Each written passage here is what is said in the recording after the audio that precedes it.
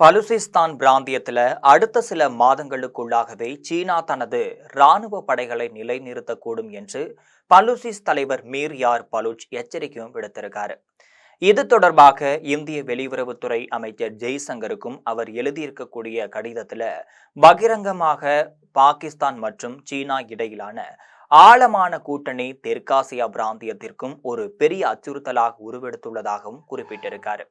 2026ஆம் ஆண்டு ஜனவரி 1ஆம் தேதி எக்ஸ் சமூக வலைதளத்துல பகிரப்பட்ட இந்த கடிதம் சர்வதேச அரசியல் வட்டாரத்துல பெரும் பரபரப்பையும் ஏற்படுத்தியிருக்குன்னே சொல்லலாம்.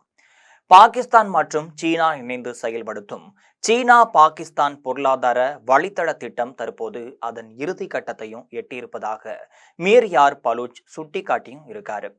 பலுசிஸ்தான் மக்களின் ஒப்புதல் இன்றி செயல்படுத்தப்படும் இந்த திட்டத்தால அப்பகுதியில் நேரடி சீன ராணுவ தலையீடு ஏற்படுவதற்கான சாத்தியக்கூறுகள் அதிகமாக உள்ளதாக அவரும் வாதிட்டிருக்காரு.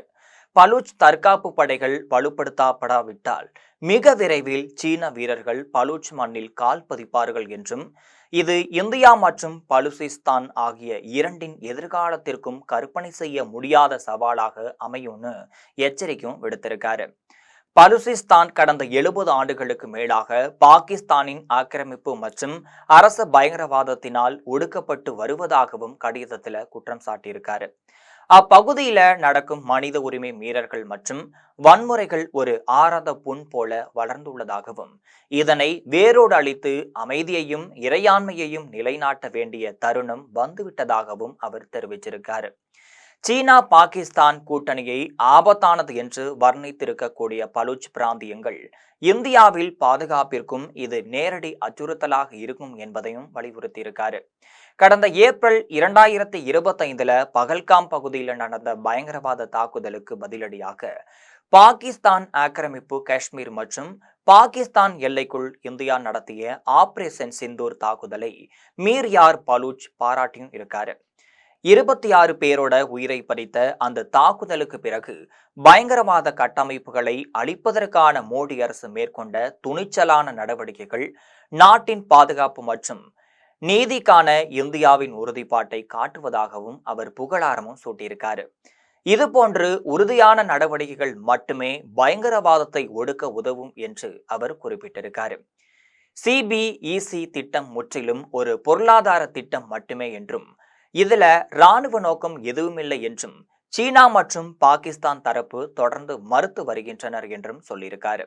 இருப்பினும் இந்த திட்டம் சட்டவிரோதமாக ஆக்கிரமிக்கப்பட்ட இந்த பகுதிகளான லடாக் மற்றும் ஜம்மு காஷ்மீர் வழியாக செல்வதால இந்தியாவின் இறையாண்மை மற்றும் பாதுகாப்பு நலன்களை இது பாதிப்பதாகவும் இந்திய அரசு நீண்ட காலமாக இதற்கு எதிர்ப்பு தெரிவித்து வருவதாகவும் சொல்லப்படுது. லடாக்ல இந்த திட்டத்தை விரிவாக்கம் செய்வது அல்லாமல் 3வது நாடுகளை இதில் இணைப்பது முற்றிலும் ஏற்றுக்கொள்ள முடியாது என்றும் வெளியுறவுத்துறை அமைச்சகம் அண்மையில நாடாளுமன்றத்துல தெளிவாகவும் சொல்லியிருந்துச்சு. மீர் யார் பலுச்சின் இந்த கடிதம் மற்றும் சீன ராணுவ தலையீடு குறித்த எச்சரிக்கை தொடர்பாக இந்த அரசு அல்லது சீனா மற்றும் பாகிஸ்தான் அதிகாரப்பூர்வமாக இதுவரை எந்த பதிலும் அளிக்காமையே இருந்துட்டு இருக்காங்க. ஜனவரி 1ஆம் தேதி இந்திய வெளியுறவுத்துறைக்கு அனுப்பப்பட்ட இந்த எச்சரிக்கை பலுசிஸ்தான் விவகாரத்துல சர்வதேச சமூகத்தின் கவனத்தை ஈர்ப்பதோடு மட்டுமல்லாமல் இந்தியா பாகிஸ்தான் எல்லையில நிலவக்கூடிய பதற்றமான சூழல்ல கூடுதல் முக்கியத்துவம் பெற்று இருக்கு.